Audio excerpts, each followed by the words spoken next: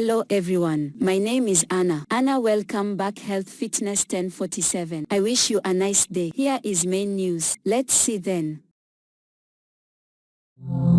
From the very first minutes, Ballerina makes no secret of its ambition to be an independent branch, but not far from the massive shadow of the John Wick universe. Instead of opening with gunshots or a thrilling chase scene, the film chooses a contrasting image. A young girl, Ok-ju, dancing in soft yellow lights in the middle of a cold room. Her movements are soft but contain a smoldering sadness, as if each spin is pulled from an unhealed wound. This is not just a dance. This is a farewell. They say art is born from pain. And Ok-ju's life is a painful testament to that. She is a ballet dancer, where iron discipline and perfect beauty are everything. But her world is quickly shattered when her most beloved person, her soulmate, is murdered in a dirty plot involving the assassin world. With nothing left to lose, Ok-ju plunges into the underworld, where lives are traded for bullets and bloody handshakes. The thing is, she is not trained to kill. She is not John Wick. And that is the core difference that makes Ballerina special. We see Ok-ju fumble with a gun for the first time, her face filled with panic as she pulls the trigger. Not because she is weak, but because she is human. The film does not sanctify Ok-ju's journey of revenge as a series of supernatural acts.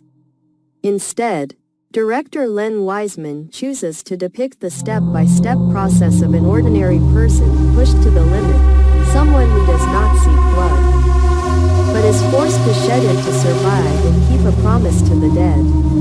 This is reminiscent of a modern Greek tragedy. The protagonist is caught in an inescapable fate, walking between two cliffs, morality and crime, without knowing whether he will still be himself after overcoming it all. The space in Ballerina is deliberately designed to reflect the character's inner self. The old French landscapes, tinged with ash gray and dim streetlights, create a feeling that is both poetic and oppressive. Every step Ok-ju takes is a layer of mixed emotions, guilt, regret, desire for redemption. But underneath it all, Ballerina is a bloody symphony of loyalty. She does not avenge for personal honor, nor for money. Every action Ok-ju takes comes from a simple promise: I want you to live. To do this for me. And that is what makes her revenge no longer just a series of eye-catching action scenes, but a requiem in the dark. If the first part of Ballerina is a dark introduction to a girl caught in a spiral of revenge, the second part is a collision between two worlds.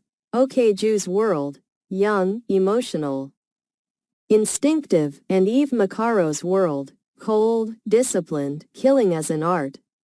When these two women meet, there is no immediate understanding, only suspicion and a strange unease that one of them might have to kill the other.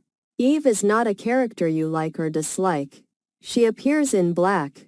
Her demeanor is as sharp as a blade and her eyes are emotionless, reminiscent of the assassins of Roma who trained John Wick. But behind that shell, there is still something that has not been extinguished, a repressed humanity. When she meets Ok-ju, who still retains the ability to feel emotions, Eve cannot help but waver. The two are like two poles of a mirror. Ok-ju is the past Eve has lost. Eve is what Ok-ju might become. They are not mere allies nor enemies.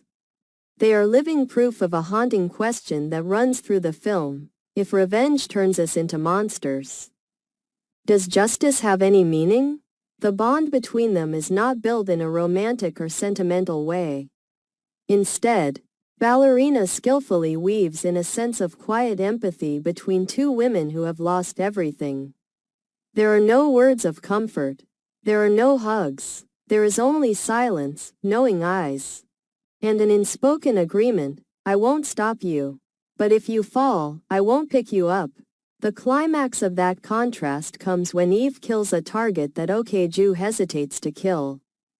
It's not just a difference in skill, but the line between someone who still has humanity and someone who has lost herself as an assassin.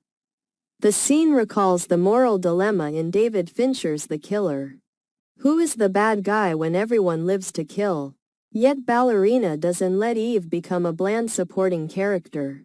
She's given her own moments, brief monologues, a look at a child in a crowd, a trembling hand after a kill, that make the viewer understand.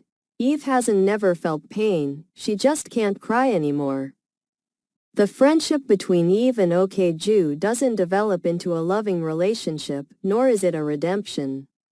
It's a companionship between two bleeding wounds, a fragile relationship forged from steel, guns, and narrow survival. And that's what makes their scenes all the more haunting.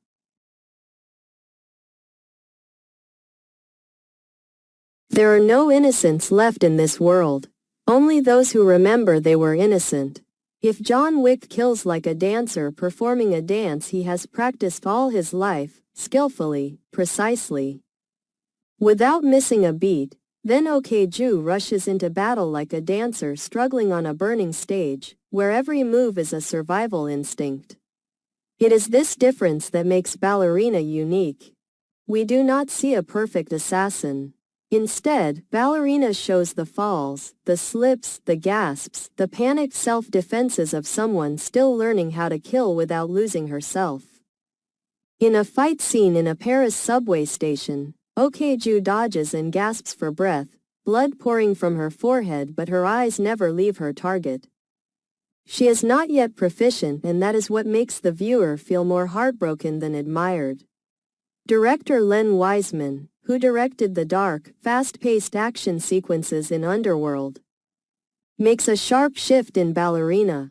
Instead of creating surreal action sequences like John Wick, he chooses to retain the gravity and heaviness of the blows. Each punch has the sound of bones colliding.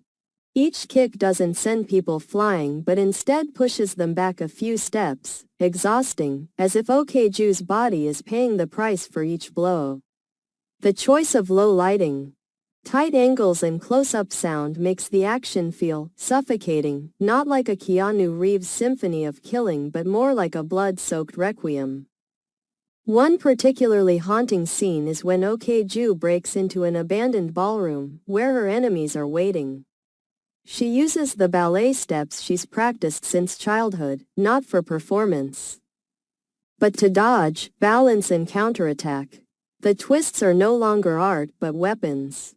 The soundtrack, a deep electronic symphony, blends with footsteps, heavy breathing and the sound of flesh hitting walls, creating an unforgettable sequence, ballet as a ritual killing.